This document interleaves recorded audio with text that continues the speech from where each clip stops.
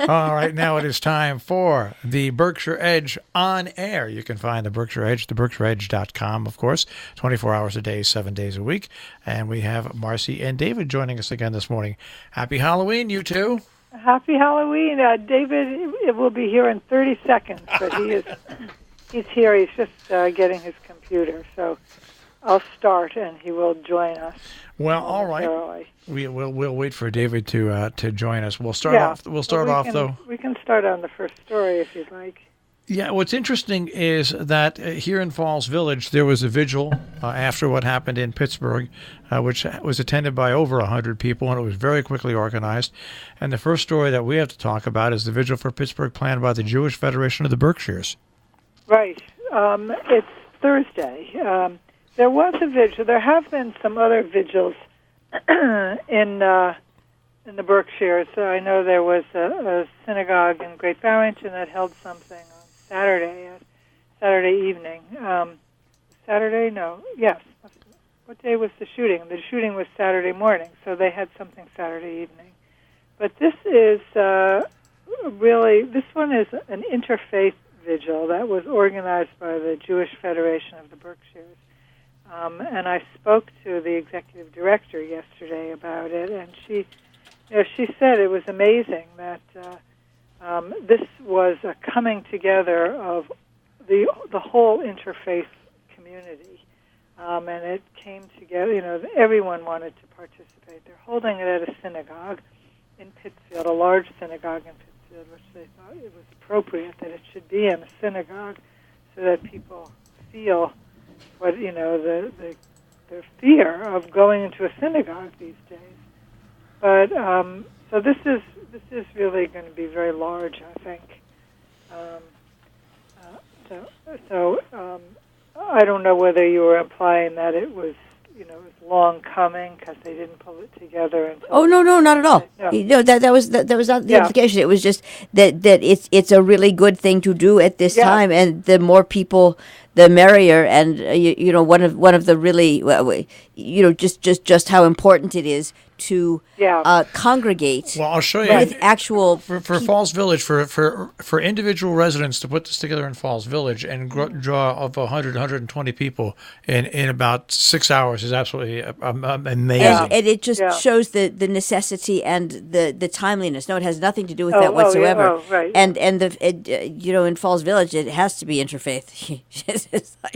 Speaking as a Falls Village resident. I promise you, it was totally interfaith because they're and one of the things that I think is just necessary in general conversation is when you are alone in your room, playing with your screen, talking to like-minded people.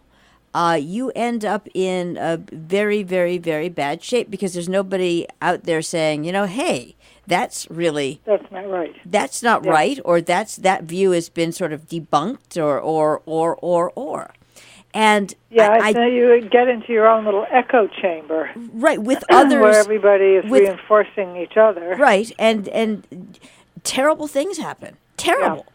And I just think that for everybody, not to minimize anything and not to deflect, but simply to say, hey, notice this, because it's something we can all do something about. And that's the bit that I think the vigil's really helpful with. Oh, I do too, yeah. And, people must begin to interact without their screens and with their fellow human beings. It goes much better. Period. Just end of story. Right. Well, there was a two-part series on PBS last night and the night before, which I saw part of and which I've taped to watch. I mean, we've taped about Facebook, which was very interesting about the kind of divisions that have been created by social media. I mean, whether not necessarily saying that it was intentional, but the way Facebook ran its business model, it has caused the ability for people like this to talk only to each other. Well, it's not only Facebook; it's Twitter. It's all of them rolled in together, right. Where there's a lot of bravado, there's a lot of insightful commentary, and you know what? When you have people at the top and in parties saying this thing, it's much easier to incite people to do crazy things. That's just a society we live in, and people do it, and it's just it's something that is actually correctable, and I think the more people who work on that, the better. I want to get to your second story because I find this very interesting, and to see if it'll make Connecticut move at all. And that is the state of Massachusetts funding a pilot test to test the weekend-only tourist-oriented Berkshire Flyer train. Right. Well, can I break in? Yes, there he is. It's the Great Pumpkin. back from dropping kids at school. That's right. Well, this is a pilot. There have been for years. In 1971 was the last time that passenger service between the Berkshires and New York City directly it was in existence. But since then, there's been freight service, but there's not been passenger service. So there's been a clamor for some kind of train to New York City, since a lot of people go to New York City and they drive to Wasaik in order to get, or to Hudson to get the train service. So this idea is the Berkshire Flyer is modeled after other tourist trains on the Cape and in Maine, where it's on weekend only, and this train, the Berkshire Flyer, would go from Pittsfield over to Rensselaer and then south to New York. So it's kind of a roundabout way. To Rensselaer and then south to New York, or south to Pittsfield? South to New York City. Right. Oh. So it would go west and then go south. The more direct route, however, which is the one that has been the talk of many rail advocates in the Berkshires, is to go directly south along the old New Haven line, which is now owned by the Housatonic Railroad Company, which goes directly south from Pittsfield to Lenox, Stockbridge, Great Barrington, and into Connecticut, into Canaan, and then on to Danbury. So that would hit more Berkshire communities, but it's expensive to rehabilitate that line, and while Massachusetts has committed money to doing so, Connecticut is not. Although I must say that in both cases, the state owns the rail lines, or the track. Yeah. Connecticut owns the Housatonic Railroad from the state line down to Danbury, and Massachusetts owns the their section of that line. So it would be more direct and hit more of the community, but little towns. But on the other hand, it's expensive to upgrade it. That's the question. Maybe with the sale of marijuana in Massachusetts, and maybe if we get the sale of marijuana in Connecticut, besides getting the legislature to smoke it, maybe we'll make enough money where you can pay for it. Oh, wait a minute. You mean just designate it as certain amounts of sales tax are often sometimes designated for education? Yeah. Or the pot train? Is that what you're saying? I would think so. I think that would be about the only way that Connecticut's going to raise the money. Yeah, Connecticut is in dire straits, I guess. Yes, so to speak. Okay. All right. Well, on the wrong track. There you go. That is exactly right. And, all right. Now we'll go on to story number 3. Yeah, we have a lot of stories this week because we didn't speak to you last week. Well, the DA race and the nurses proposition. I mean, we've talked about it for weeks now, but now the big test is coming up next week. The big test is coming up next week. Yeah. And the nurses one is particularly dramatic lately because, this is a proposal supported by one of the nurses' unions that staffing, a certain staffing level be required in all cases And at first, it seemed very popular, but we heard polls yesterday that the support for this has really gone down, and it's now only about 30% of the electorate is interested in or is supporting this. So it's been a big shift in the last month or so. And the argument has been that, you can't legislate nursing staffing levels, that hospitals have to be free to make those decisions. There are several other nursing associations that are against it, with the arguments that hospitals would have to close down certain kinds of services, that they would, especially in the middle of an opioid crisis, they would be closing beds for the treatment of opioid emergency cases because they wouldn't have enough nurses on staff. So I think this is going to lose. All indications are it's going to lose, although it seemed to have very good prospects in the beginning. The second issue of the DA race, as you know, Andrea Harrington won the primary, but the incumbent who lost is now running a write-in campaign. And we have been getting letters from both sides, but primarily in support of Andrea Harrington, who has been running a very strong campaign. So, everybody is wondering how that's, it's a big topic of discussion here.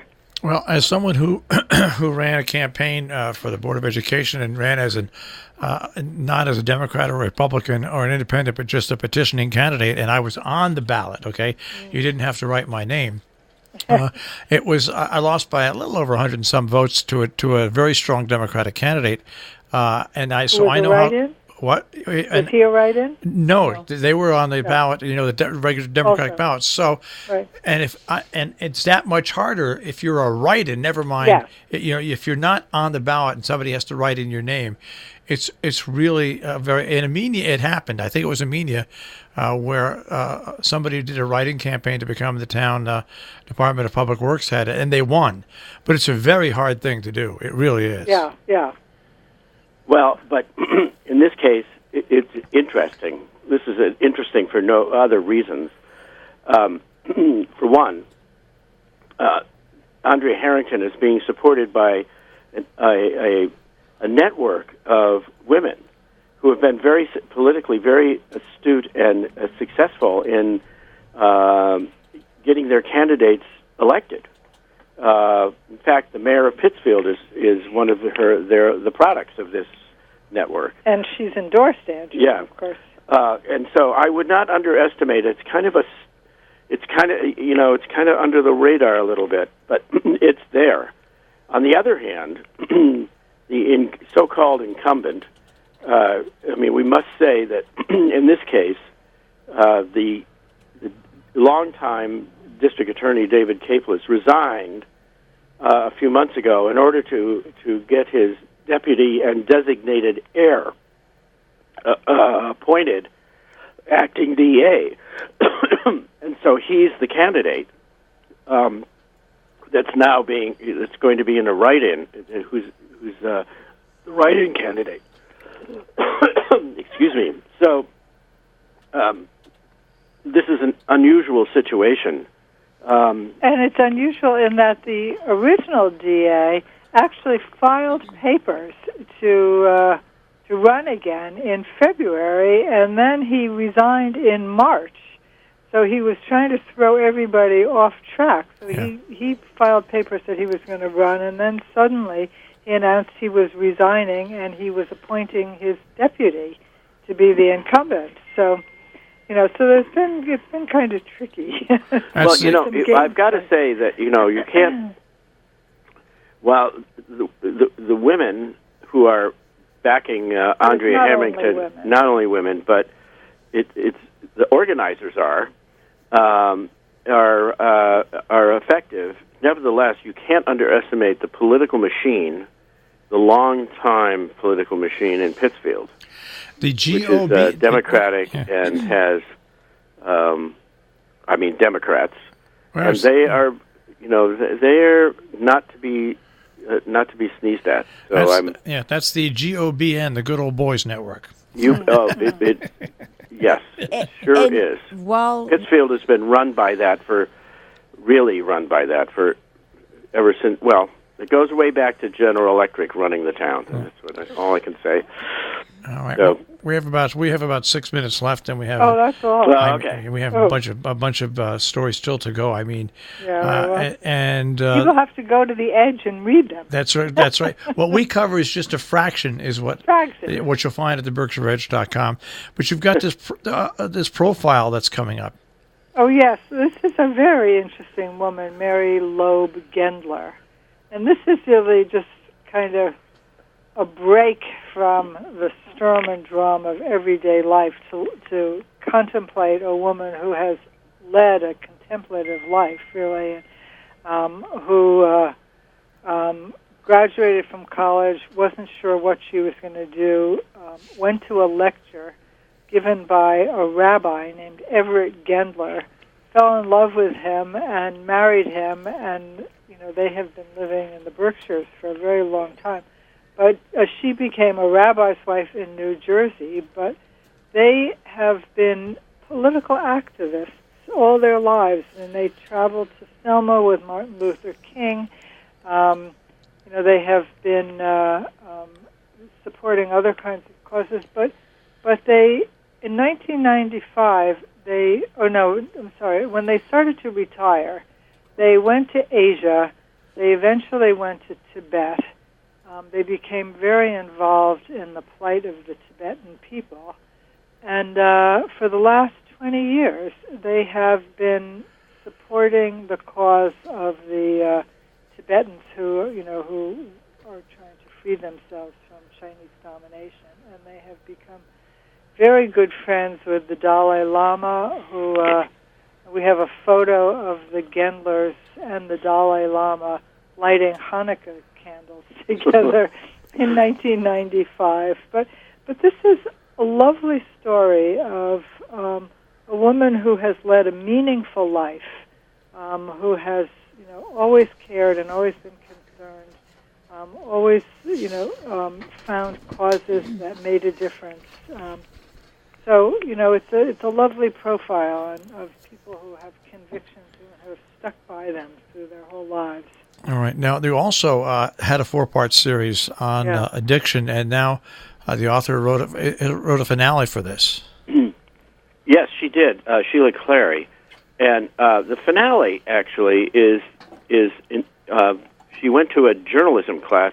It turned out that this story about Sarah, who had become a heroin addict, had really got the attention of high school students.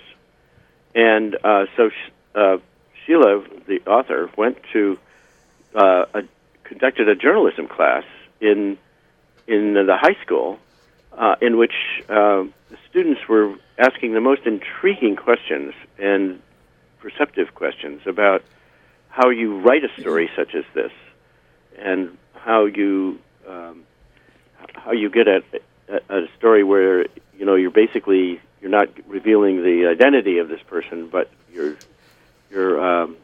telling the narrative anyway. And it's a real interesting. I was quite surprised to see how many students actually were really on top of this story, because you just don't know who's reading it really. But apparently, this is a big concern among students. All right, I want to move on because we have 2 stories I want to get both. We're only going to have about a minute and a half on each, and that is STEM Week winding up at Monument Valley Middle School. Oh yeah, that's another story by Sheila Clary. She was she went and profiled a program, a week-long program at the middle school here in Great Barrington, in which they're doing the STEM. They were encouraging students to do STEM projects, which is science, technology, engineering, and math. And there were a lot of girls doing it, which I thought was great. That was our lead photo, was the girls involved in this kind of hands-on scientific experimentation. So that was a really fascinating story, and it's good for the school for incorporating that kind of education into their curriculum. All right, and you've got another story which I have read, by the way, and that is Massachusetts has designated Great Barrington as a cultural district. Big surprise, right? It's about time. Actually, it's a designation that honors the basically the Mahawi Theater and St. James Place, which are major attractions and also, I must say, Lauren Clark Gallery as a cultural district, and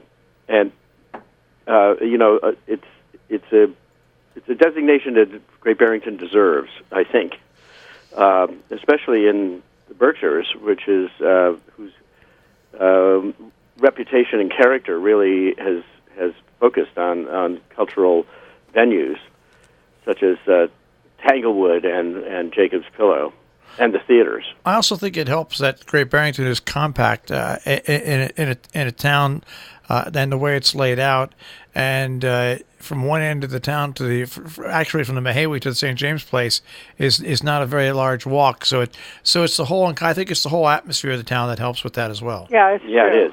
I mean, and we have lots of restaurants, lots of nice little artisan shops. Two major cultural performing arts venues. It is a cultural center. All right. And a movie theater. A 4-screen movie theater. Yep. Tucked away right off of Main Street. So there really is a lot going on in downtown. All right, so that's just a fraction of the stories that just you'll find. A fraction. That's right. You got to go to the Berkshireedge.com, and we'll speak to you guys next week. Okay. You bet. Okay, thanks. Right, Bye. thank you. Bye-bye. And once again, you can find them at the Berkshireedge.com.